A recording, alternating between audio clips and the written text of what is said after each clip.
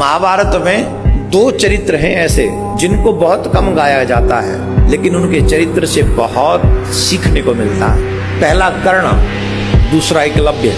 कई लोग विपत्तियों में घिरकर, मुसीबतों में घिरकर नास्तिक बन जाते हैं। कई लोग ऐसे बन जाते हैं कि धर्म ही परिवर्तन कर लेते हैं। जो लोग कहते हैं कि मैं नास्तिक होता जा रहा हूं, क्यों? कि भगवान हमारी मदद ही नहीं करता। भगवान है कहाँ? है तो उसे हमारा दुख नहीं दिखता।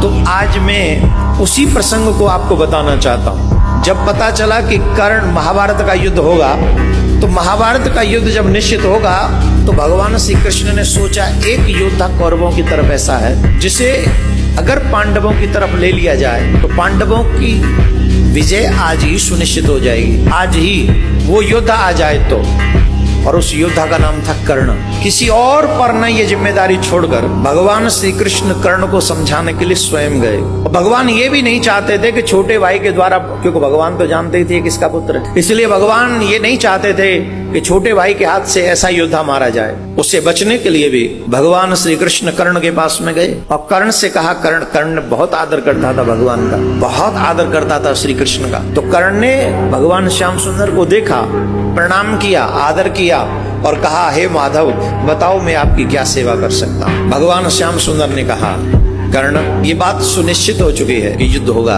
और मैं ये नहीं चाहता हूं कि तुम युद्ध अधर्म की पक्ष की ओर से करो। ये जगत जानता है कि दुर्योधन अधर्म के साथ युद्ध कर रहा है और पांडव धर्म के साथ युद्ध कर रहे हैं। पांडवों के साथ धर्म है, कौरवों के साथ अधर्म है। तुम जैसे महान योद्धा को अधर्म का साथ नहीं देना चाहिए। तुम जैसे योद्धा को, महारथी को धर्म का साथ देना चाहिए। कर्ण ने कहा, माधव, आप मेरे यहाँ पधारे, आपका स्वागत है, परंतु एक बात बताइए, मुझे इस समाज ने दिया क्या है? जिस दुर्योधन को आप कह रहे हैं वो अधर्मी है, सच कहूं तो आज मेरे पास जो भी कुछ है वो दुर्योधन का ही दिया हुआ है। ये जो मान है, ये सम्मान है, ये जो राज्य है, मुझे सिर्फ दुर्योधन ने दिया है। मैं जानता हूं मैं राधेय नहीं हूं, लोग मुझे राधेय कहते हैं, पर मैं ये जानता हूं कि मेरा जन्म भी किसी क्षत्राणी के गर्भ से हुआ है। मैं ये जानता हूं कि मेरा जन्म भी किसी क्षत्राणी के गर्भ से हुआ है। मैं सूत पुत्र नहीं हूं, लेकिन मुझ जैसे बालक को जन्म लेते ही किसी माँ ने त्याग दिया, तो इसमें मेरा दोष है? मेरा क्या दोष है? मेरा क्या दोष है? वो तो उस माँ का दोष है जिसने मुझे जन्म दिया।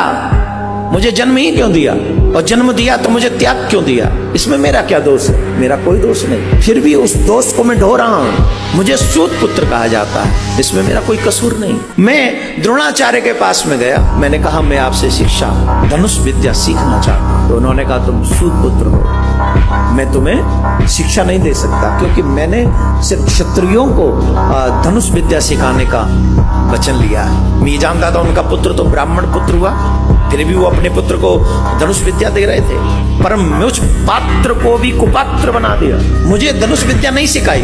क्या ये मेरा दोष था कि मेरी माँ ने मुझे जन्म लेते ही फेंक दिया, छोड़ दिया, त्याग दिया? मुझे सूत पुत्र कहा गया। मेरे योग्य होने पर भी द्रोणाचार्य ने मुझे विद्या दान नहीं दिया, ये मेरा दोष है। इतना ही नहीं, कृष्ण, मेरे गुरुदेव परशुराम भगवान, एक ने क्षत्रिय न होने की वजह से मुझे विद्या दान नहीं दिया, धनुष विद्या नहीं सिखाई, और दूसरे ने मुझे क्षत्रिय समझकर ये शाप दे दिया कि तुमने जो विद्या सीखी है ये तुम्हारे काम नहीं आएगी, तुम भूल जाओगे।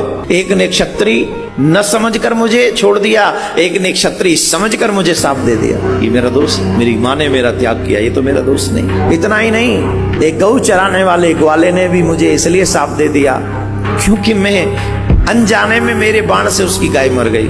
मेरा दोष नहीं था, मैंने जानबूझ के कुछ नहीं किया, फिर भी मुझे शाप सहन करना पड़ा।